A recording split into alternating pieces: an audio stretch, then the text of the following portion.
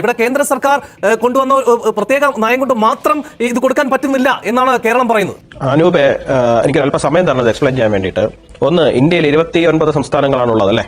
29 സംസ്ഥാനങ്ങൾ 28 സംസ്ഥാനങ്ങളിലും ക്ഷേമ പെൻഷൻ കൊടുക്കുന്നുണ്ട്. ഒരു സംസ്ഥാനത്ത് മാത്രമാണ് കൊടുക്കാൻ കഴിയാത്ത അവസ്ഥ വന്നിരിക്കുന്നത്. അപ്പോൾ ഇത് കേന്ദ്രത്തിന്റെ പ്രശ്നമാണോ അതോ അതത് സംസ്ഥാനങ്ങളുടെ പ്രശ്നമാണോ എന്നുള്ള കാര്യം നമ്മളൊന്ന് ഇരുത്തി ചിന്തിക്കേണ്ടതുണ്ട്. പിന്നെ ഈ ക്ഷേമ പെൻഷനുകളിൽ 1600 രൂപയായാലും ശരി, 2000 രൂപയായാലും ശരി, 2500 രൂപയായിരുന്നാലും ശരി തന്നെയാണ്. കേന്ദ്രത്തിന്റെ വിഹിതമായിട്ട് സംസ്ഥാനത്തേക്ക് വരുന്നത് ഒരു വ്യക്തിക്ക് വെറും 200 രൂപ മാത്രമാണ്. ബാക്കി 1400 രൂപ കൊടുക്കേണ്ടത് സംസ്ഥാന സർക്കാർ തീരുമാനിക്കുന്നവരാണ്. സംസ്ഥാനം ഇപ്പോൾ 1000 കൊടുക്കാൻ തീരുമാനിച്ചാലും 2000 കൊടുക്കാൻ തീരുമാനിച്ചാലും 3000 കൊടുക്കാൻ തീരുമാനിച്ചിരുന്നാൽ 200 രൂപയാണ് കേന്ദ്ര സർക്കാരിന്റെ ഭാഗത്ത് നിന്ന് വരുന്നത്. ഇന്ത്യയിൽ ഏറ്റവും അധികം ക്ഷേമ പെൻഷൻ കൊടുക്കുന്ന സംസ്ഥാനം ഞാൻ മനസ്സിലാക്കുന്നിടത്തോളം ആന്ധ്രാപ്രദേശാണ്. 2750 രൂപ കൊടുക്കുന്നുണ്ട്.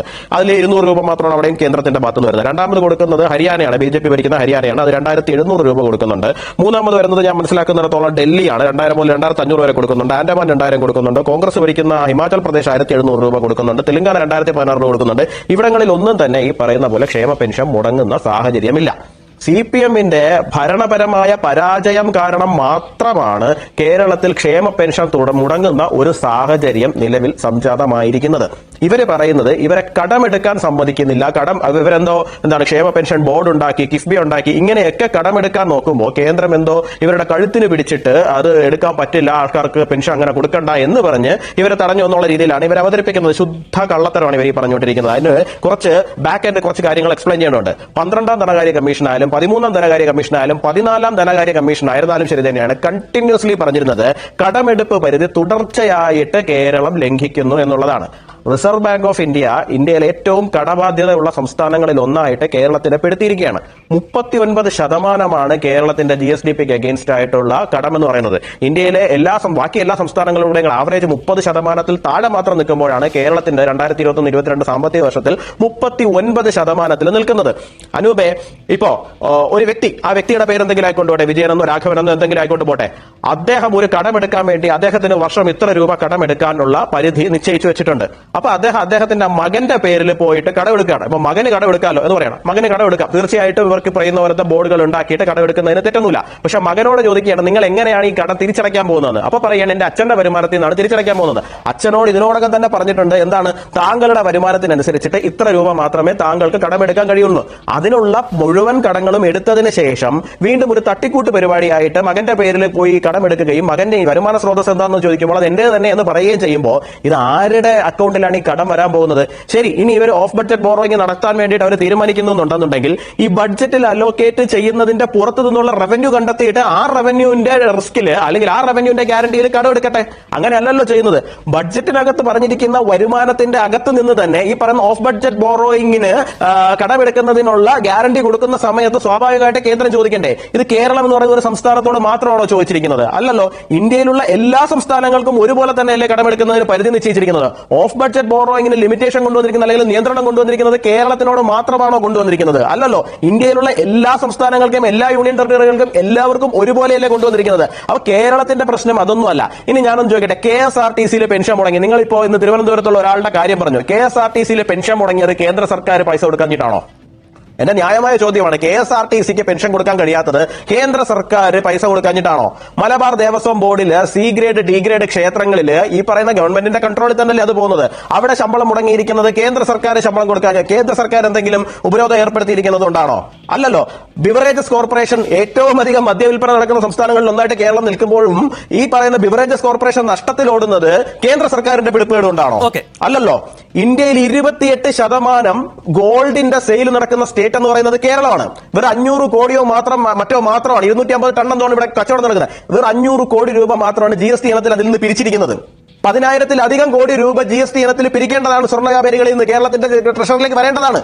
വരുന്നില്ല. ഇത് ആരുടെ പിടിപ്പുകേട് കൊണ്ടാണ് ഇവിടെ ഈ പ്രശ്നം ഉണ്ടാകുന്നത്? ഇത് വരാത്തതിന്റെ പ്രശ്നം മറ്റൊന്നുമല്ല. കേരളീയെന്നും നവകേരള സദസ്സെന്നും മറ്റു ഓരോ പേരുകൾ ഇട്ടിട്ട് ഇവര് ഗവൺമെന്റിന്റെ ഓരോ പ്രചാരണ പരിപാടികൾ നടത്തുമ്പോൾ ഈ പറയുന്ന ആൾക്കാരുടെ സ്വർണ്ണ വ്യാപാരികളുടെ അബ്കാരികളുടെ ഒക്കെ പോയിട്ടാണ് ഇവർ കാശ് പിരിച്ചുകൊണ്ടിരുന്നത്. പിരിക്കാൻ വിടുന്നത് GST പിരിക്കേണ്ട ഉദ്യോഗസ്ഥനെയും, എന്നിട്ട് അയാളെ തന്നെ പിടിച്ച് ആദരിക്കുകയും ചെയ്യുന്നു. ഇത്രയും രൂപ കേരളീയത്തിന് ഫണ്ട് കൊണ്ടുവന്നു എന്ന് പറഞ്ഞിട്ട് ഈ ഉദ്യോഗസ്ഥ പിന്നെ എങ്ങനെയാണ് പോയിട്ട് ഇവരോട് GST അടയ്ക്കാൻ പറയുക, ഇവരോട് എങ്ങനെയാണ് ടാക്സ് അടയ്ക്കാൻ പറയുക? അപ്പൊ ഇത് ഇങ്ങനെ നീട്ടിക്കൊണ്ടുപോയി അവർക്ക് അവരുടെ കയ്യിലിരിക്കുന്ന ക്യാഷ് വെച്ചിട്ട് വെച്ചിട്ട് അവർ വീണ്ടും ബിസിനസ് ചെയ്ത് അവർ വളർന്നുകൊണ്ടിരിക്കുകയാണ്. സ്വാഭാവികമായിട്ട് വ്യാപാരികളെ സംബന്ധിച്ചിടത്തോളം ആ പൈസ എടുത്ത് ഗവൺമെന്റ് അടയ്ക്കുന്നതിനേക്കാളുള്ള തങ്ങളുടെ കയ്യിൽ ഇരിക്കട്ടെ എന്ന് വിചാരിക്കുള്ളൂ. ആ വ്യാപാരികൾ വളരും. ഇവർ വലിയ കമ്മ്യൂണിസവും സമത്വവും സോഷ്യലിസവും ഒക്കെ പറയുന്ന ആൾക്കാരാണല്ലോ. പക്ഷേ ആ സമയത്ത് ഈ വ്യാപാരികൾ തന്നെയാണ് ഞങ്ങളുടെ എല്ലാവരുടെയും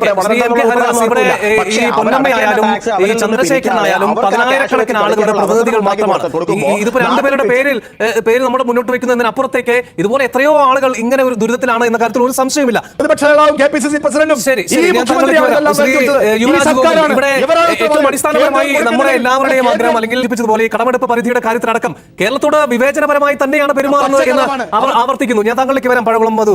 ഞാൻ ശ്രീ യുവരാജ് ഗോകുലിനോടാണ് ചോദിക്കുന്നത്. ഒപ്പം തന്നെ ഒരു 57,000 കോടി രൂപയുടെ കാര്യം ഇന്നും പറയുന്നുണ്ട്. അതിലൊരു ഭാഗം കിട്ടിയാൽ തന്നെ ഈ പ്രശ്നങ്ങളൊക്കെ തീരും എന്നുകൂടിയാണ് പറയുന്നത്. ഈ 57,000 കോടി രൂപയുടെ ഒരു ഭാഗം എന്ന് പറയുന്നത് 2017 മുതൽ 2022 വരെ കൊടുക്കാം എന്ന് എല്ലാവരോടും പറയുകയും GST കൗൺസിൽ പറയുകയും അന്നത്തെ ധനമന്ത്രിയായിരുന്ന തോമസ് ഐസക് ഉൾപ്പെടെ എഗ്രി ചെയ്യുകയും ചെയ്തിരുന്ന GST നഷ്ടപരിഹാരമാണ്. അത് 2022 ശേഷം കിട്ടില്ല എന്നുള്ള കാര്യം അതിനെക്കുറിച്ചിട്ട് വിവരമുള്ള ഏതൊരു കൊച്ചുകുട്ടിക്കും അറിയാം. ഇതുപോലുള്ള കോടികൾ കൂട്ടിയാണ് 57,400 കോടി രൂപ എന്നൊക്കെ ഇവരെ പറയുന്നത്. ഇപ്പൊ അത് കൂടി 65,000 കോടിയിലൊക്കെ എത്തിയിട്ടുണ്ട്. മറ്റേ സമറിമ്പത്തിലെ ജയറാമിന്റെ ബ്ലഡ് കുപ്പിയുടെ കണക്ക് കൂടുന്നത് പോലെ ഇതിങ്ങനെ കൂടിപ്പോകും. അങ്ങനെ കിട്ടാനുണ്ട് എന്നുണ്ടെങ്കിൽ അവരോട് പാർലമെന്റിൽ പോയിട്ട് ഞങ്ങൾക്ക് ഇത്ര കിട്ടാനുണ്ട്, നിങ്ങൾ എന്തുകൊണ്ട് തടഞ്ഞു വെച്ചിരിക്കുന്നു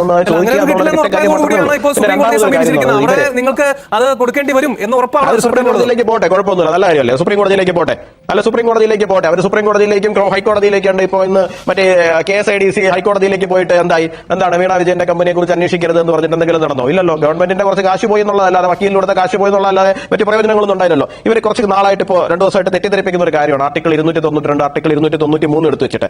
ആർട്ടിക്കിൾ 292 എന്താ പറയുന്നത് അനൂപേ? ആർട്ടിക്കിൾ 293 എന്താ പറയുന്നത്? ഇവർ എപ്പോഴെങ്കിലും ഇത് വായിച്ചിട്ട് തന്നെയാണോ പറയുന്നത്? എനിക്ക് മനസ്സിലാവുന്നില്ല.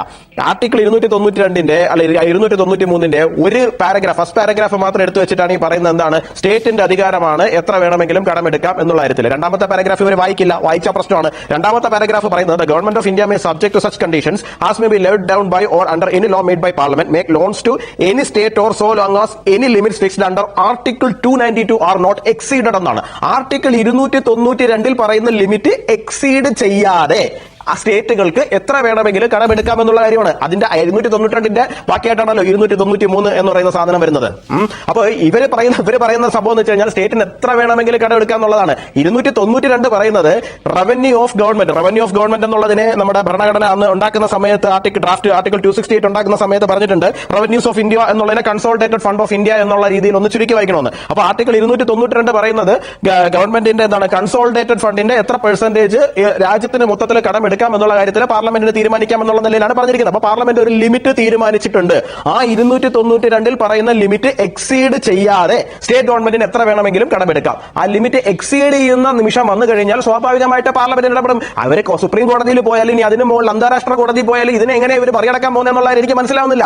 പച്ചയ്ക്ക് ജനങ്ങളെ തെറ്റിദ്ധരിപ്പിക്കാൻ വേണ്ടിയിട്ട് പാർട്ടും അവിടവും ഇവിടവും മാത്രം തൊട്ട് വെച്ചിട്ട് എന്തൊക്കെ പറയുകയാണ്. ജയചന്ദ്രൻ സാറിനെ പോലെ ഇത്രയും പരിണിതപ്രജ്ഞനായിട്ടുള്ള ഒരാൾ CPM-ന്റെ കക്ഷി രാഷ്ട്രീയപരമായ നിലപാടുകളിലേക്ക് ഇറങ്ങി വരികയും ഒരു ന്യായീകരണ രീതിയിലേക്ക് അദ്ദേഹത്തിന്റെ വാദങ്ങളെ കൊണ്ടുവരികയും ചെയ്യുന്നത് കഷ്ടമാണ് എന്ന് മാത്രമേ എനിക്ക് ഈ അവസരത്തിൽ പറയാൻ കഴിയുള്ളൂ.